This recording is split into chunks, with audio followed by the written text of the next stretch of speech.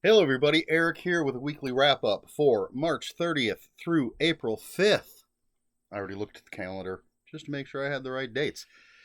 So, what happened in the past week? Well, on my channel, we had on Monday would have been Jaws 2, a review for the book Jaws 2, and on Friday was a review for The Amityville Horror 2. Those were the final two books in my book bundle of books that are number twos. So please check out those videos, see what I thought, see if they're worth your time. And I believe there was no, I think this was the week that there was no reading remembrances because I was sick and didn't feel like recording one. But there was a weekly wrap up where I talked about being sick and not recording reading remembrances. Work wise, been a weird week at work. I don't know what's going on. There's that bottleneck I think I've talked about before where things just aren't getting to us. And so I believe almost every day, if not every day this week, we in the Vitamix area finished our Vitamix work and had to do work from other sections of Multilink. So the one day, I believe I was just taping boxes, putting a label on a box, taping the bottom of it, putting them in a bin for somebody else to fill with stuff later. And then I was putting just these metal plates into a plastic envelope, taping it shut. That would later go with a bundle of stuff into a box. Did that for quite a few hours. Then on Thursday, the other three people that were working in my section went home, and I stayed and worked in inventory, where I just counted stuff, which mainly was putting it on a scale, which would tell me how many of each thing there was, and checking it against the list of what they said was in stock. So I did that for quite a few hours. And then Friday, and this was again after doing that little bit that we had for Vitamix. And then Friday, we finished up what we had for Vitamix. The other three people went to a different building to do different work. But one box, it's called a Gaylord, came in, and I spent the rest of the day just working on that box by myself. Instead of all four of us doing it and it only taking an hour, I did it myself, and it took me about 4 or 5 hours. 4 hours about. So that's work. It's been weird. So now Monday, when I go in on Monday, there's that one box there that we can polish. Don't know if there's going to be anything else, or if we're going to have to go find something else to do in another area of the shop. That's work. And this is all because things just aren't getting to us quickly enough, and we work too fast. We're too good at our jobs. But like spot welding and these other places aren't working fast enough to keep up with us. That's what's going on at work. If anybody cares. But it was a pay week, and so I spent a ton of money buying books because I'm a crazy person. They have not all come in yet. As a matter of fact, let's grab my little notebook here where I write down all the books I ordered because I can't remember. And I will tell you that 1, 2, 3, 4, 5, 6, 7, 8 books that I've ordered have not arrived yet. One of those was a used book, supposed to arrive on Tuesday. Those usually take, longer because they're just going through the regular mail. But yes, 1, 2, 3, 4, 5, 6, 7, 8. 3 of those are from Encyclopocalypse, 3 novelizations. And the rest, well, you'll find out what all this stuff is when they arrive and I show you in a video. But, oh, wait, did I miss one? 1, 2, 3, 4, 5, 6, 7, 8, 9 9 books haven't arrived yet. One of them was supposed to be here today. Got that terrible email saying it's been delayed and it should arrive tomorrow. Unfortunately, about half the time when I get that email, it seems to keep getting bumped back till they get to the point where they're like, "Do you want to reorder it or cancel? We don't know where it is." Hopefully it'll arrive tomorrow. But let's look at the stuff I did get. Just 6 things. And we're going to start with The Bug Collector by Rath James White. This is his latest, and I'm very excited about it. I love Rath James White, and this is supposed to be very extreme. Trigger warning. This is a Rath James White novella. That's the trigger warning. From the twisted imagination of Rath James White comes a tale of extreme horror, extreme violence, and revenge taken well beyond the extreme. I'm not going to read the whole back of the book, but there you go. The Bug Collector, Rath James White. Some nonfiction. Encyclopedia Sharksploitanica by Susan Snyder. Now, she's written a book with Christine Morgan called Nympho Shark Fuck Frenzy, I believe it's called, and I absolutely have to get that. But this is a nonfiction book about sharksploitation movies. Some might just say shark movies because, well, maybe they are all sharksploitation. I'm looking to see if there's like the actual Jaws movie in here. But it's broken down, rip-offs, the bastardization of science, the swimming dead, mix and match mutants, 2 for 1, the Versus movies, Bad Environments, the Big 'Uns, Terror in the Real World, the Paranormals, Fins in Funnels, the Sharknado franchise, and Sharkpori. I've seen a bunch of these movies. I actually enjoy some of these movies. I mean, they're terrible, but I enjoy some of them. Oh, it does have Jaws 3D and Jaws the Revenge listed. But those are probably still sharksploitation. Anyway, very excited about this. Reading about, and there's some, I think, interviews and poetry and different things as well. But, oh, and in the ripoff section, it's got Grizzly. You'd think it would all be fish, but no, Grizzly's in here, which is a movie I see all the time on the Riff Tracks channel, and I have it on Blu-ray. Anyway, Encyclopedia Sharksploitanica by Susan Snyder. And then the other nonfiction, this is a big boy. Curious Goods, Behind the Scenes of Friday the 13th, the series. I was a fan of this series. I did not see it all. It was, I don't know, on at a weird time. It was sort of catch it when you can, for me anyway. But for those who don't know, this has nothing to do with the movie franchise. This is a TV series, 1987, and it's, if you've ever seen Warehouse 13, think a horror version of Warehouse 13. Well, this is what you had at the very beginning of the show. It would say, Louis Vendretti made a deal with the devil to sell cursed antiques, but he broke the pact, and it cost him his soul. His niece Mickey and her cousin Ryan inherited the store, and with it, the curse. Now they must get everything back, and the real terror begins.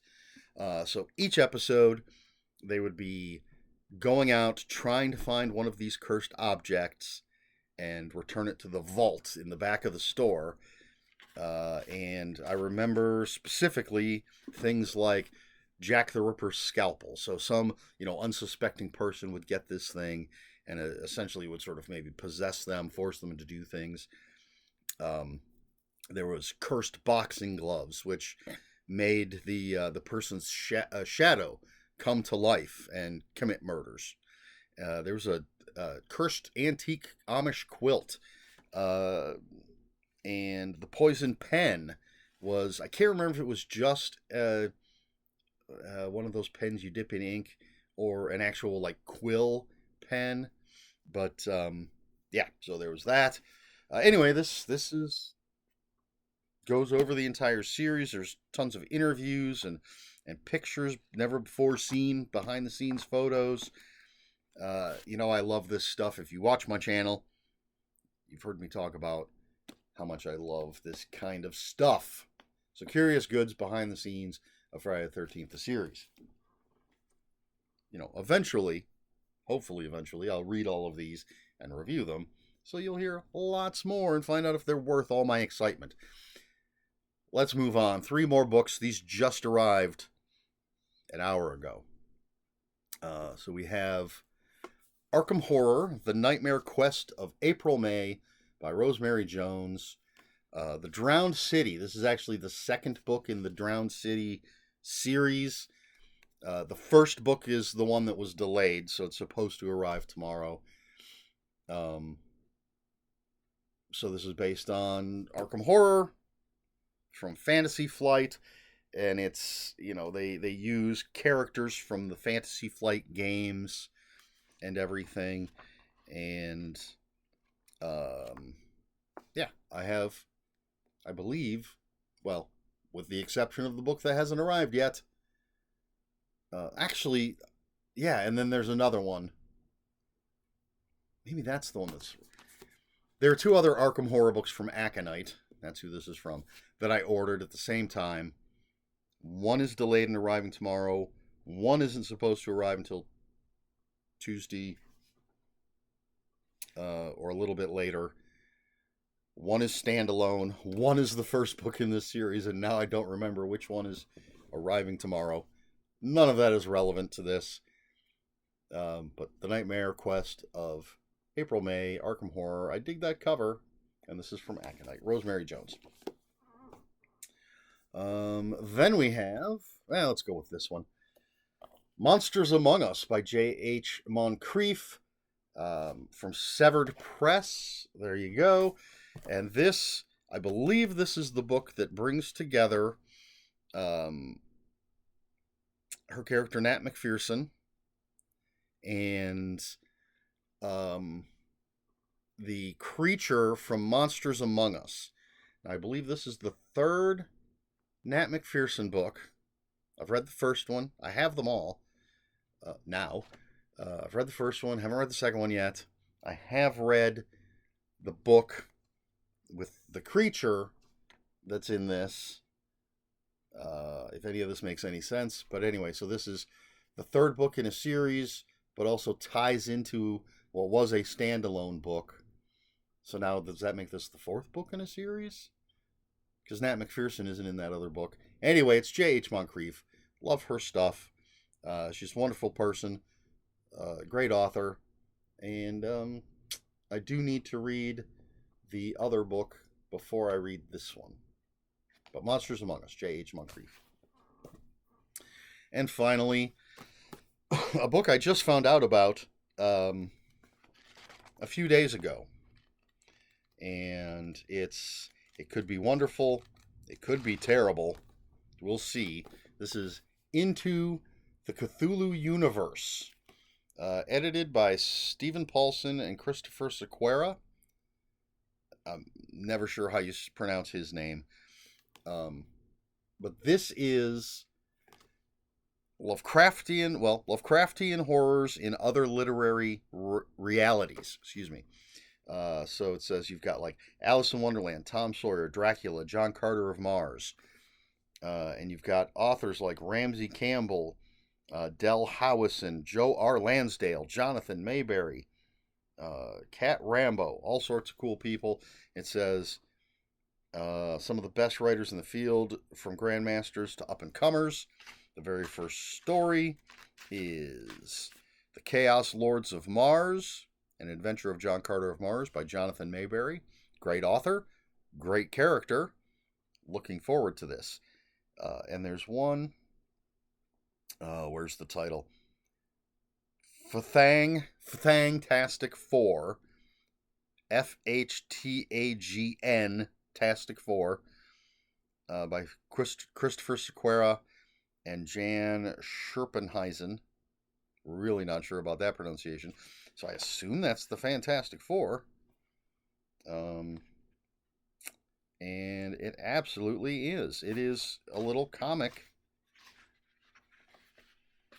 a little comic book thing. It'll be interesting to see what they actually do, because Fantastic Four is definitely not within the public domain.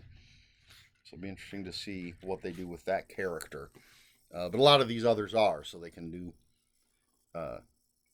they can straight up use John Carter, because public domain.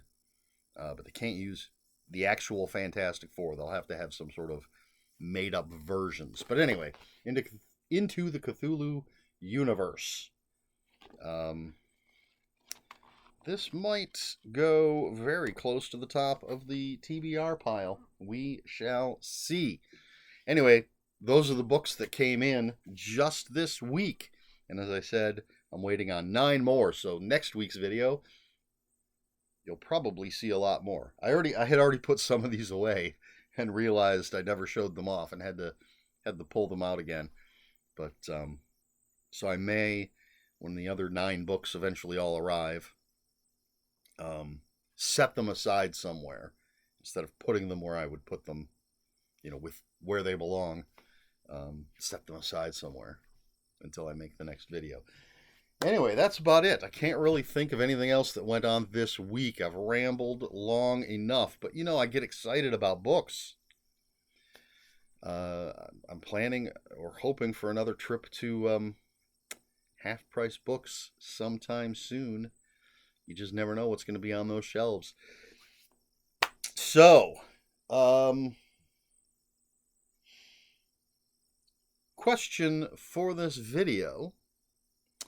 I can think of 2 series based on horror movies that were not quite the horror movies.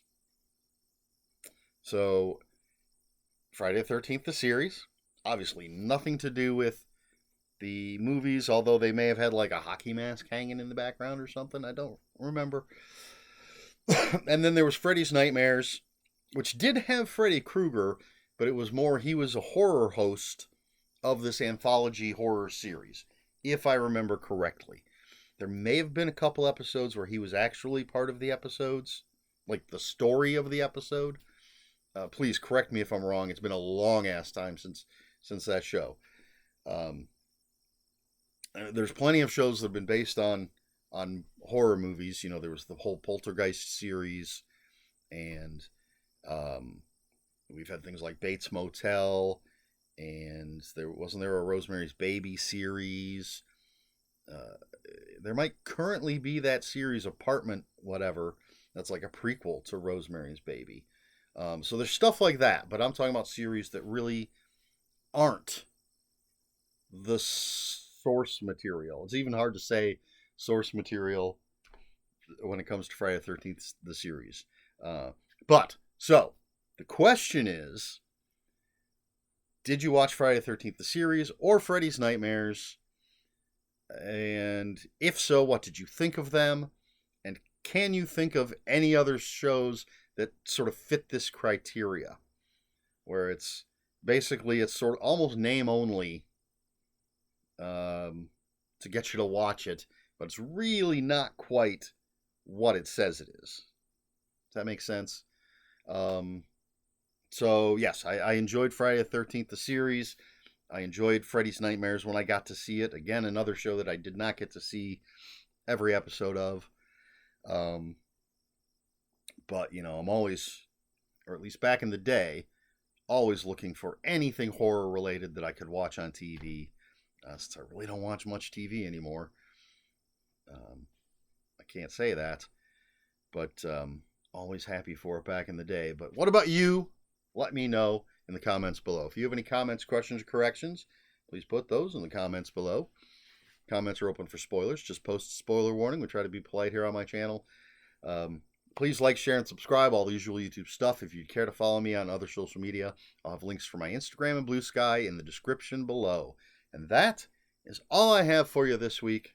So until next week, read more books.